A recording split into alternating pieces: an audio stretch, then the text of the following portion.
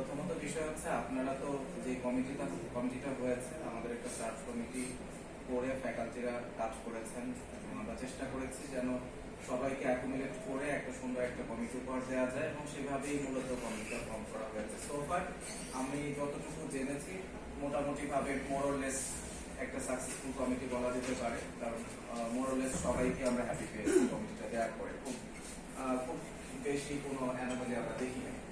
So in that perspective আমরা বলবো এটা একটা ভালো কমিটি।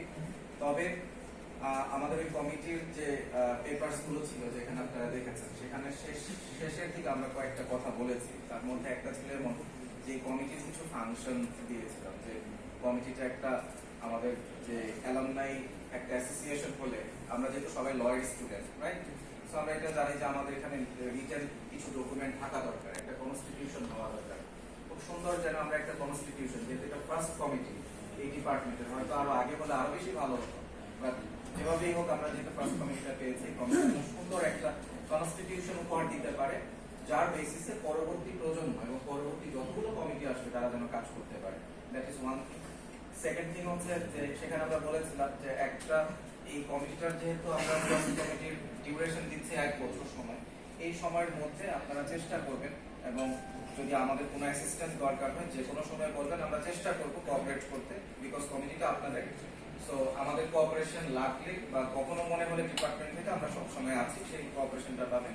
আপনারা পরবর্তী কমিটিটা যেন আরো ডেমোক্রেটিক ওয়েতে অন্যরা যারা আছে সবাইকে আমরা নিয়ে একসাথে আরো সুন্দর আরেকটা কমিটি ফর্ম করতে পারি, সেই কাজটা আমরা করবো। এর বাইরে একটা অ্যালামনি অ্যাসোসিয়েশন আসলে হয় অনেকগুলা কাজকে সামনে নিয়ে। এই যে যারা এখন জুনিয়র ইউনিভার্সিটিতে পড়ছে, অনেক স্টুডেন্ট আছে তাদের ফ্যামিলিতে একজনও লয়ার নেই, ল ব্যাকগ্রাউন্ড থেকে কেউ নাই, সে তার প্রফেশনে যাবে কিভাবে, সে প্রফেশনে টিকে থাকবে? আপনারা সবাই জানেন যে প্রফেশনটা খুবই challenging, in fact you are in the profession. So এই সময়টাতে আপনাদের কোঅপারেশনটা দরকার তাদের, এবং তাদেরকে গাইড করা অবভিয়াসলি আপনারা পজিটিভ ওয়েতেই তাদেরকে গাইড করবেন, আরো সুন্দরভাবে সামনে এগিয়ে যেতে চেষ্টা সহযোগিতা তাদেরকে করবেন। এইটা একটা বিষয়। আরো বিষয় যেটা থাকে অ্যালামনি অ্যাসোসিয়েশন, আমাদের যারা বর্তমান এবং যারা সাবেক তাদেরকে একটা মেলবন্ধন করে দেওয়া, সেতু বন্ধন করে দেওয়া, তাদের কাজ কর্মক্ষেত্রে তাদেরকে এগিয়ে নিয়ে যাওয়া। আপনারও সাপোর্টিভ হবেন। আমরা যারা এই নতুন যারা আছে নবীনদের কাছ থেকে যে প্রত্যাশা ডিপার্টমেন্ট আরো ভালো ভালো কিছু চায়, যদি আপনার ডিপার্টমেন্ট থেকে ছেলেমেয়েরা আরো ভালো হয় সেক্ষেত্রে কিভাবে তাদেরকে এগিয়ে নিয়ে যাওয়া যায় সেই বিষয়গুলোতে কাজ করা। আমরা ডিপার্টমেন্ট অ্যালামনি অ্যাসোসিয়েশন আমরা বর্তমান যারা অতীতে যারা ছিলেন সবাইকে একত্রিত করে নিয়ে ডিপার্টমেন্ট একটা সুন্দর গন্তব্যের দিকে, আরো সুন্দর ভবিষ্যতের দিকে এগিয়ে যেতে চাই।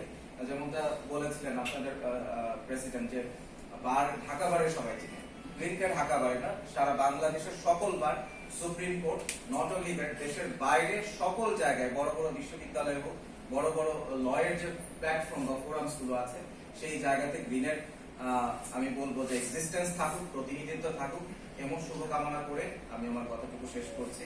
ধন্যবাদ সবাইকে।